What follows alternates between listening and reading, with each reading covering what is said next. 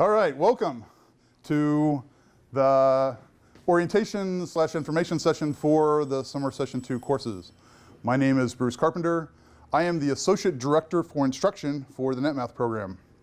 NetMath is a program in the Department of Mathematics here that basically runs the online math courses. We've been doing this since 1989.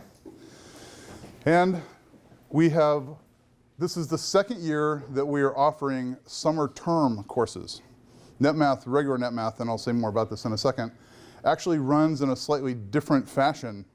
And so this is part of what I call the course options.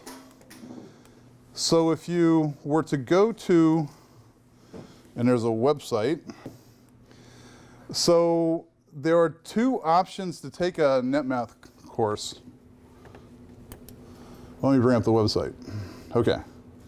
So on the main NetMath website, if you go to courses, you'll notice that there's three buttons. Ignore the middle one because that's for high school students. College courses is the regular NetMath. Summer Session 2, that's the one that you guys are currently enrolled in.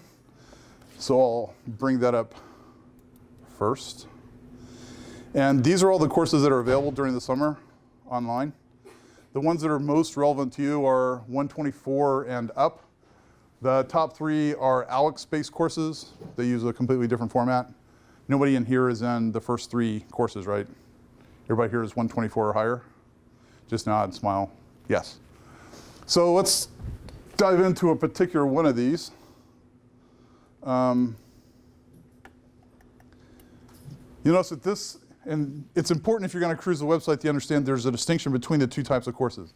This one says UIUC Summer Session 2 only. So all the policies and stuff that are outlined on this are relevant only to the O&L sections, the ones you're currently in. There's another website that you can go to that talks about the regular NetMath course. So what I want to do is bring up something that sort of shows you the distinction between them. Somewhere on that there's a summer course options guide. And again, this website will be made available to you. But this is more or less what draws the comparison between the types of ways you can take math at the University of Illinois during the summer. This column is the lecture discussion face-to-face course. I'm not going to say anything more about that. These two columns are for the self-paced course and the Summer Session 2. The self-paced course is a 16-week course which has the possibility of a 2-month extension. It's offered anytime. You can enroll in it at any time. It's what's called rolling enrollment. So it's not a specific term-based. The students who would normally take the self-paced course, who are University of Illinois students, international, anybody who's going to be off campus who will be traveling or needs a more flexibly paced course, and of course, non-UIUC students. We teach students from all around the world, and they always take the self-paced course. The Summer Session 2 course, of course, is 8 weeks. It has a specific start date and a specific end date, and I'll give you a list of relevant dates in just a second. It's typically for UIUC students who are going to be, well, you don't have to be off campus. You can be on campus. You can be here this summer and still take an online course. But it's typically designed for students who are going to be off campus. Use format. So the format is basically the same for these two in terms of how exams are handled. All exams in the course are written exams. There are no online exams. They're taken on pencil and paper, and you must get a proctor for both of them. You have some options for how to do the proctoring, and I'll go into that in just a second. And then, of course, the way you register for them is different. You can go into Banner, the self-service, and register yourself into the O&L sections. You actually have to go and register through CITL if you want to take the self-paced. So my job is to very quickly try to help you understand if you should get out of O&L into the regular NetMath, or if you should just get out of this whole online thing entirely. I hope you don't take that away. So I'm going to switch to the laptop. And I've added a couple columns to this. The regular NetMath course has very flexible pacing. Within that 16-week term, you get to decide the pace at which you do the homework. There are no firm due dates on homework. There are no firm dates on when you take exams. You get to schedule them at your own pace. That's what makes it very flexible. Rigid due dates inside the O&L sections. An 8-week course moves very quickly, must have things coming in on a regular basis. The due dates on homework will be enforced without exception. Stuff is due when it's due because you just got to keep moving, right? So our way of helping you keep moving through the course is you cannot turn in stuff late. Help and communication. They both have the same types of help. Each course will have a TA assigned to it. That TA, you can email them with questions. You can also go on and ask questions on a Piazza class forum. So both types have a Piazza forum. One of the main differences between the two is if you're in the O&L section, everybody's moving through the material at the same rate. So that you can get a lot of student-to-student interaction. You can ask, and students can respond to and answer other students' questions.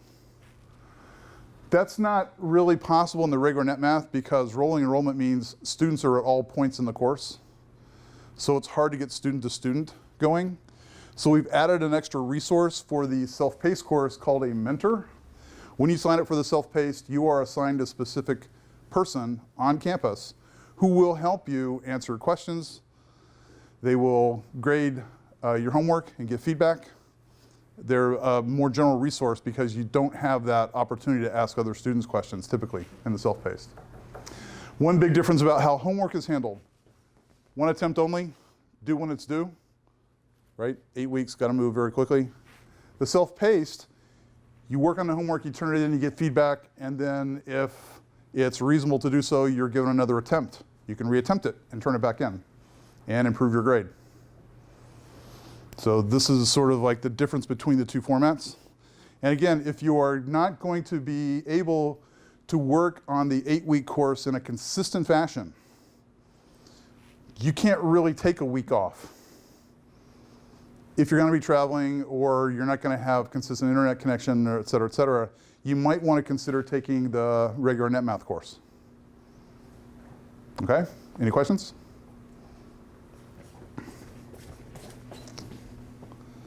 Relevant dates for your courses. May 15th is coming up.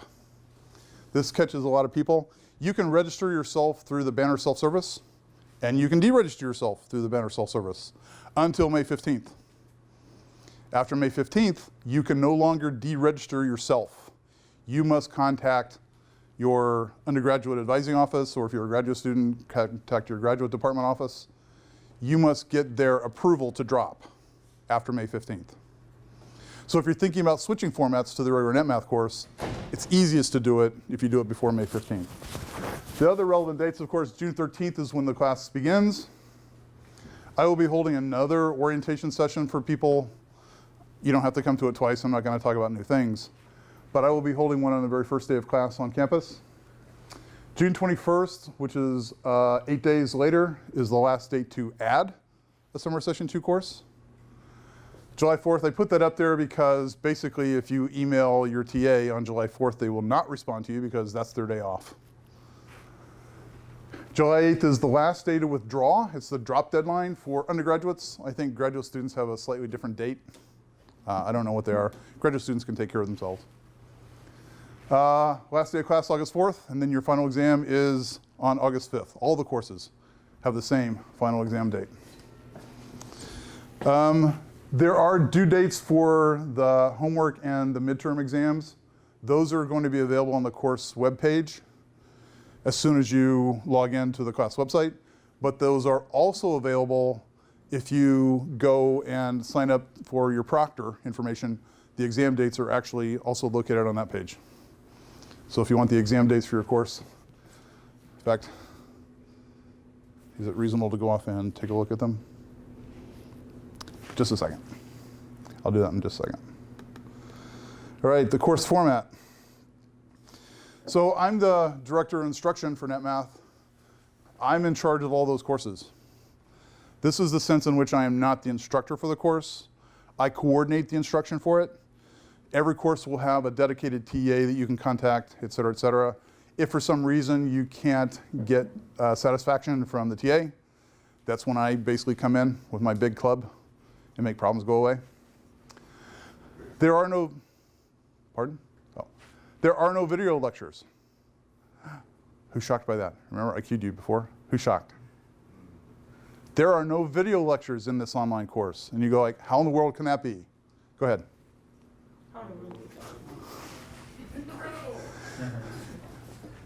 We've been doing this for 27 years and we have never had lectures. So when we went online, we never had video lectures. Video, and it's not that the lecture system can't work. I mean, I'm a product of the lecture system.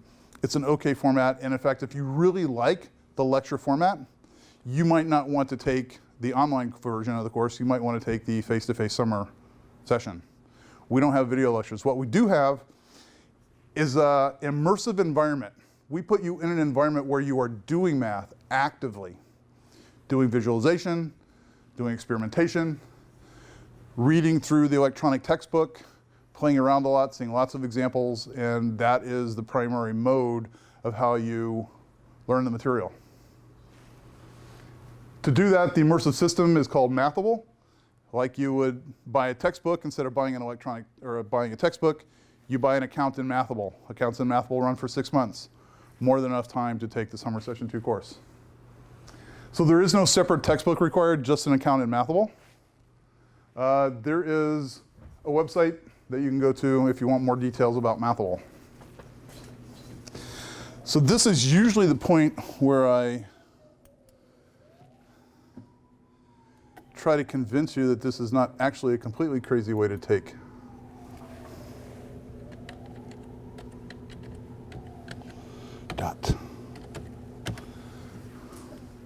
So this is the Mathable website. This is a system that was largely created by people who were associated with the University of Illinois. This is more or less sprang out of the courses that we teach.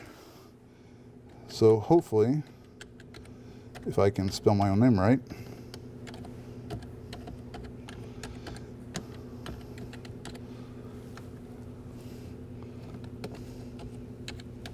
I'm not typing my password where everybody can see it, right? I've done that before. That's like really embarrassing. And never. All right.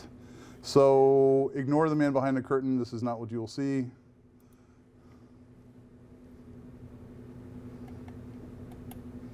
So let's go into 241 open course.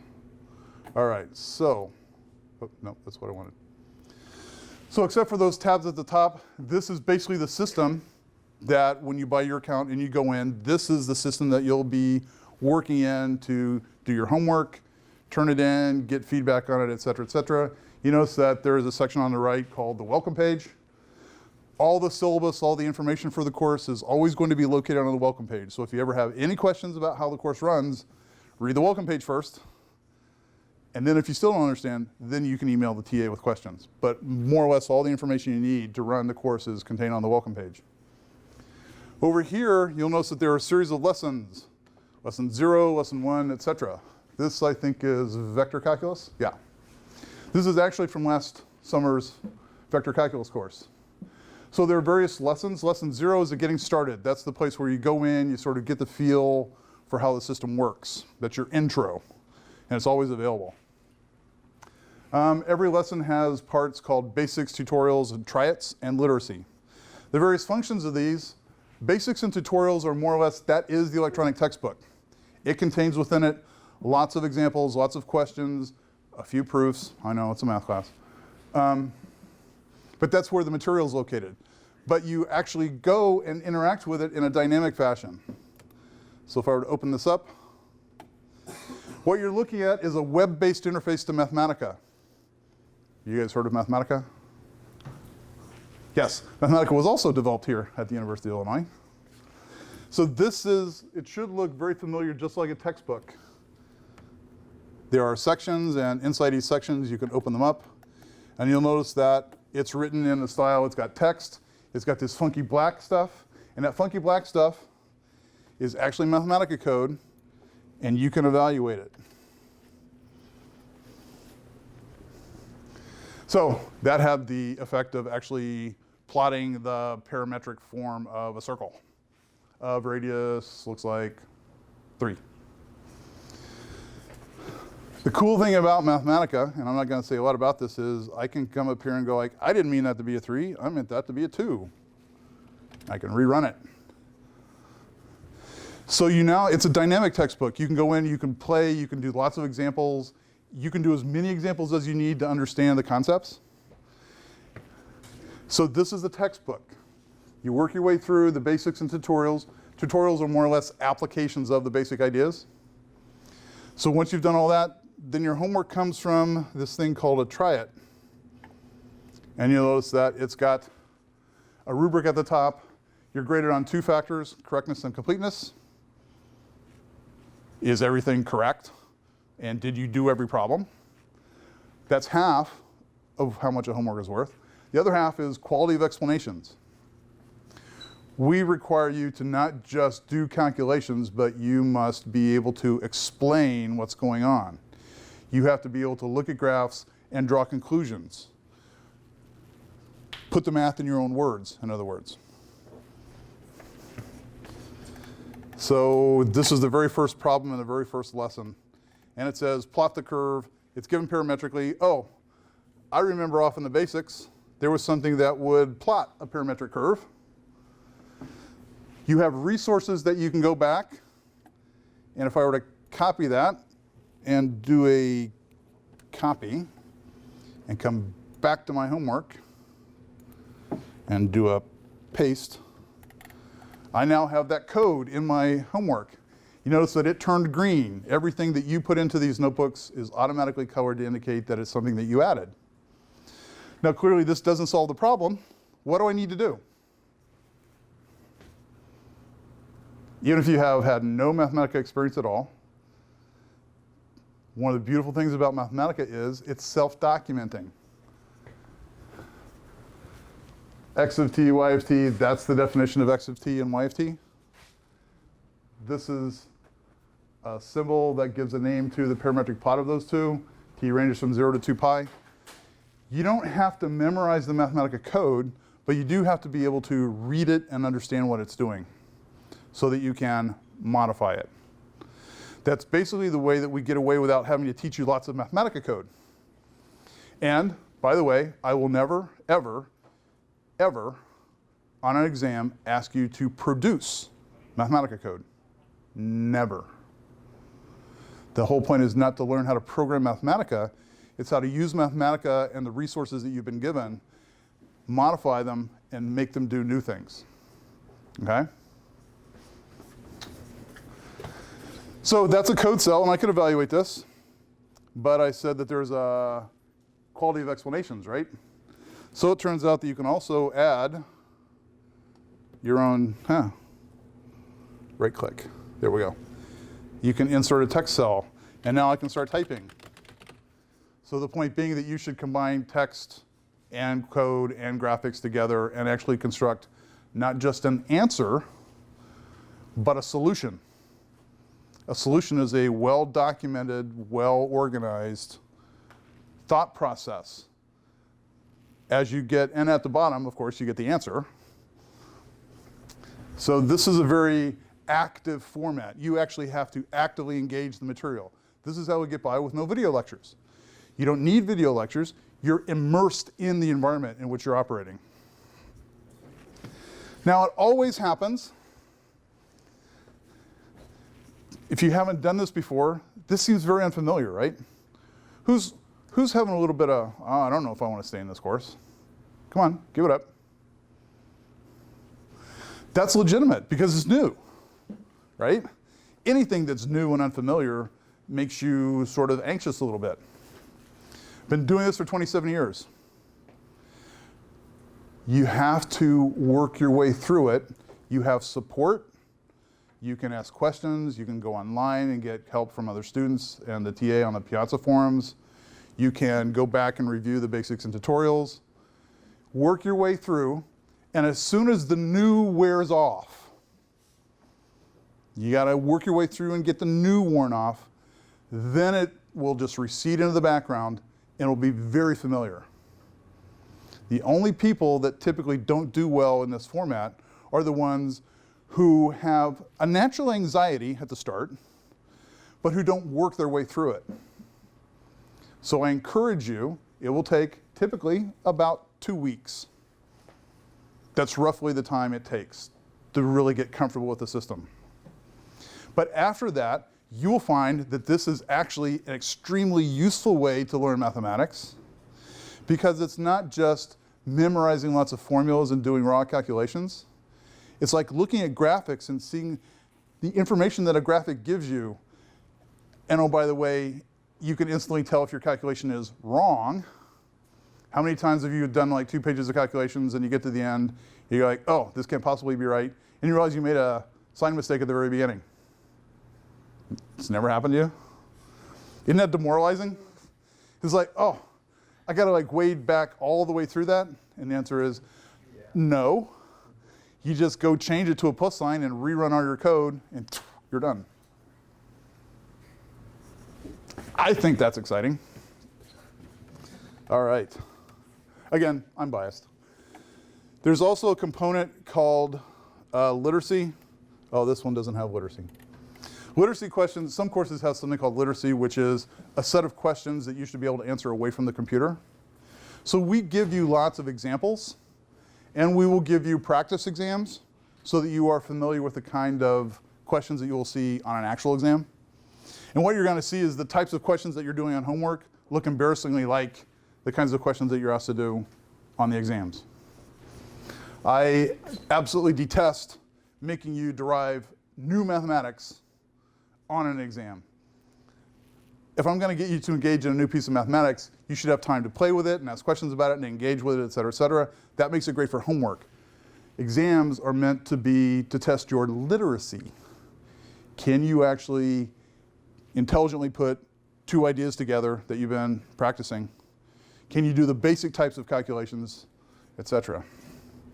All right, let's go back to the laptop. Don't worry, almost done.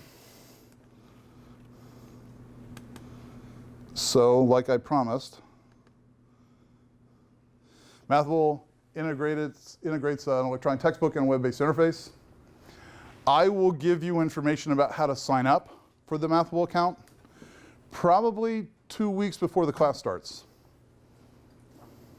2 weeks before. I'm actually still building the courses, so you can't get into them now. 2 weeks before the course starts, you can go in, you can create your account, you can go in and play around. You're not going to be able to hand anything in. The ability to hand things in will, of course, begin on the first day of instruction. But you will have the ability to go in and play. 2 weeks, right? Hopefully you can go in and play and get comfortable with the system and just hit the ground running. So I'll give you information about how to start as we get closer. It does require a consistent internet connection, because as you're interacting and going through this document and sending out things off for calculation and getting them back, you need a consistent, or I should say a persistent internet connection. Exams are written and require a proctor. Our exams are paper and pencil. That's one of the functions of the practice exams, is to give you some familiarity with what you're expected to do. You also have to find a proctor. If you are on campus, we actually offer proctoring for all exams in the final. If you are off campus, you will have to visit the form and find out what the requirements are for proctoring. And I'll let you do that. I'm not going to go through that now. And I didn't mention there are class forms based on Piazza. Piazza will be the main channel. That and email to the TA will be the main channel of communication. Is the proctoring free on campus? Yes. Yes, it is. Unless you don't show up for an exam and reschedule, in which case it'll cost you $20. If you don't cancel it 2 days in advance. You can reschedule for the 8-week? No, not for the 8-week, regular NetMath. Oh, sorry, regular NetMath. No, 8 weeks, no. Exams happen when they happen. Can we use proctor.u? No. There's a longer answer, but the short answer is no. We tried proctor.u. Proctor.u is not able to handle the types of questions that we ask you on exams. As soon as they become able, then the answer will be yes. But until then, unfortunately, the answer is no. Other questions? It is great for multiple choice exams. Yeah. You'll never see I multiple choice exams. So. I'm not dissing anybody that uses multiple choice, but you will not see multiple choice exams. Most of ours are short answer and simple or straightforward calculational. And ProctorU actually doesn't really support that very well. Question? What's the requirement for the proctor? Go to that website. There's actually a, Actually, I clicked that one before, but I don't see. It said that because I will travel in the foreign country, so how to find your doctor, like teacher from the college or high school. so these are good questions you're asking. Let me go back to the, so if I go to courses, summer session 2. You're talking about the summer session 2, right? Yeah. So I don't know, pick one. I have to navigate my way to it. Somewhere in here, there should be Proctor. So if you go here, this is the information about proctoring. And you notice that it requires you to fill out a proctoring form. The exam dates for all the courses are located here if you are taking it on campus. If you're taking exams off campus for the summer session 2, you get a small plus or minus 2 days around exam dates. That's to give you a certain amount of flexibility in actually scheduling it with your proctor.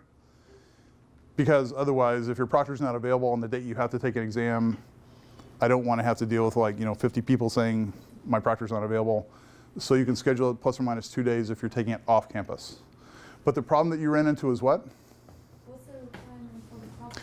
Requirements for the proctor. So, proctor requirements. You are, of course, going to be given all this information, right? You don't have to read it now, because I don't want to read it now. However, read it. So it means just find a teacher from high school. That's fine, right? Yeah, you can go to a testing center, a library. There are various places. Yeah. So submit a form how to to prove the proctor, just. So there's a proctor form that you submit. You find a proctor, you submit the form. Even doesn't understand English is fine. If I go back to my Okay, home you're country. asking really great questions. Okay. There is an approval process for proctors, Yeah. and I would like to say they need a certain ability to understand, Okay. because we give the proctors directions for how to handle the exams. Oh. So there has to be some level of English fluency. If they don't speak English, they need access to someone who does, who can help them, right? We try to be very flexible. Yeah, I knew you. See, I turned back because I knew you had another question. Yeah. Oh, one more. The exam is written, so how can I send back to here? I mail it or So if you actually read through this website, it will answer that question. No, it's a good question. And in fact, we are moving toward a system whereby your proctor can actually scan it in and send it to us electronically to get the fastest turnaround time. But they're still going to have to mail it. It can go snail mail, like snow mail, slow mail. Except for the final exam. Final exam has to be shipped in via very fast mailing. Okay? There's a very tight turnaround between when the final exam is taken and when I have to turn in final grades. It's frighteningly tight in the summer. So we do, and all these requirements are listed on the proctor page, on this page, or links from this. And if you have questions, I'm going to give you a resource that you can email questions to. Cool. All right. Almost done. So there are a couple email addresses. Please do not email me directly. It's not that I don't want to help you. It's just that, did you see that long list of courses that I coordinate instruction for? I can't give you a quick turnaround time if you email me directly. However, you can get a very fast turnaround time if you email netmath@illinois.edu. Any question you have about proctoring should go to proctor@netmath.illinois.edu. Yes, general questions go to NetMath. Proctoring questions specific go to Proctor. Any questions? Okay. They will help you very quickly. And there are a couple of websites. There's the main NetMath webpage. Question? This PDF document, are you going to mail this to us, or is that part of I'm going to put it up and make it available for download. Yes. Yes. All this document is going to be made available to you along with the video that we're creating. And it's going to be on the NetMath website? Is that going to be on the NetMath website? Or? I don't know exactly where it's going to be located, but as soon as we put it up somewhere, we will send out a general announcement to the class. The summer session 2 courses, I showed you that website. That website is up here too. Did you read the very last part? 1% extra credit if you get your proctoring information in on time. Now it's extra, so if you don't do it, you still get 100% of the course, but we've attached 1% extra credit if you make our lives easier by getting that stuff handled in a timely fashion. And if we're taking it here, like on campus? You still have to fill out the proctor form because we still need to know where you're taking your exam Got it. because you don't even know where the exam is going to be located, and we won't have an exam for you unless you tell us you're going to be taking it on. And if you get that in, guess what? You get your 1%. Now 1% doesn't sound like a lot, but if you're on the borderline, it could be the difference between a B plus and an A minus. I'm just saying. Or D plus and C minus. I mean, it could go either way. Nobody here is going to fall in that camp, right? Of course not. Of course not. All right. And there's a website for the summer proctor information. Okay? Any questions? Are we good?